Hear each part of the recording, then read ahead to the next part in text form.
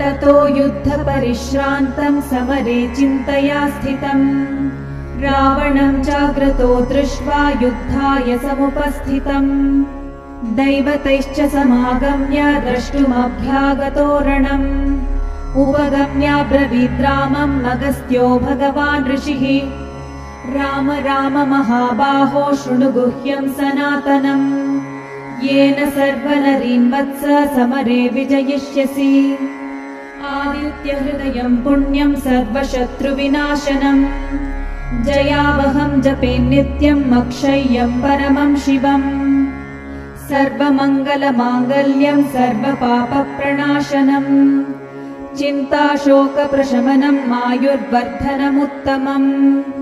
रश्मिमन्तं समुद्यन्तं देवासुरनमस्कृतम् पूजयस्व विभस्वन्तं भास्करं भुवनेश्वरम् सर्वदेवात्मको ह्येषे तेजस्वी रश्मिभावनः एष देवासुरगणान् लोकान् पाति गभस्तिभिः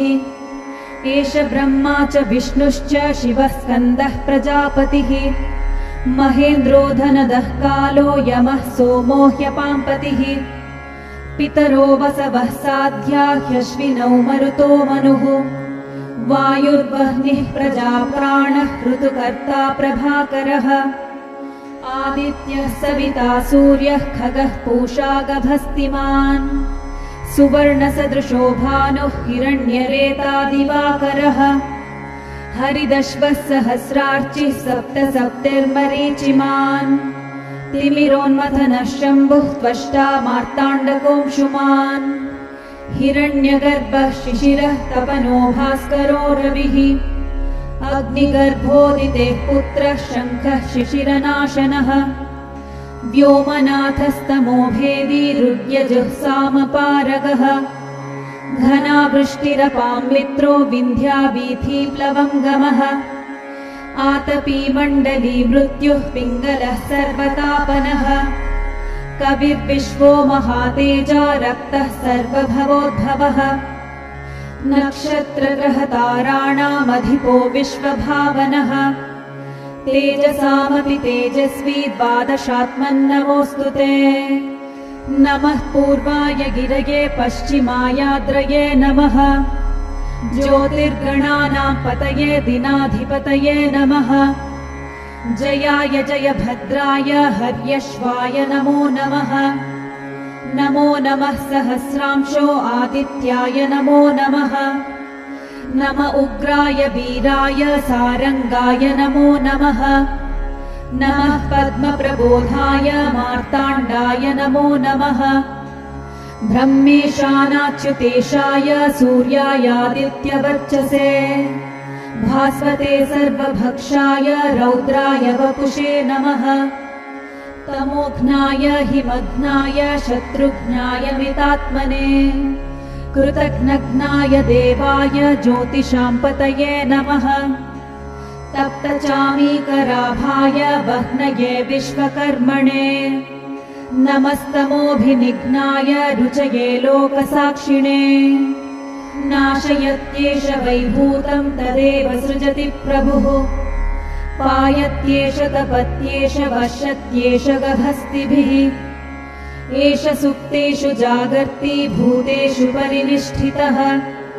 एष एवाग्निहोत्रं च फलं चैवाग्निहोत्रिणाम् वेदाश्च क्रतवश्चैव क्रतूनां फलमेव च यानि कृत्यानि लोकेषु सर्व एष रविः प्रभुः एनमापत्सु कृच्छ्रेषु कान्तारेषु भयेषु च कीर्तयन् पुरुषः कश्चिन्नावशीदति राघव पूजयस्वैनमेकाग्रो देवदेवं जगत्पतिम् एतत् त्रिगुणितं जप्त्वा युद्धेषु विजयिष्यसि अस्मिन् क्षणे महाबाहो रावणं त्वं वधिष्यसि एवमुक्त्वा तदागस्त्यो जगाम च यथागतम् एतच्छ्रुत्वा महातेजाः नष्टशोको भवत्तदा धारयामास सुप्रीतो राघवः प्रयतात्मवान् आदित्यं प्रेक्ष्य जप्त्वा तु परं हर्षमवाप्तवान् त्रिराचं यशुचिर्भूत्वा धनुरादाय वीर्यवान् रावणं प्रेक्ष्य हृष्टात्मा युद्धाय समुपागमत् सर्वयत्नेन महता वधे तस्य धृतोऽभवत् अधरविरवदन् निरीक्ष्य रामं मुदितमनः परमं प्रहृष्यमाणः निशिचरपति संशयं विदित्वा सुरगणमध्यगतो वचस्त्वरेति इत्यार्षे श्रीमद् रामायणे वाल्मीकीये आदिकाव्ये युद्धकाण्डे 5,000 सर्गः।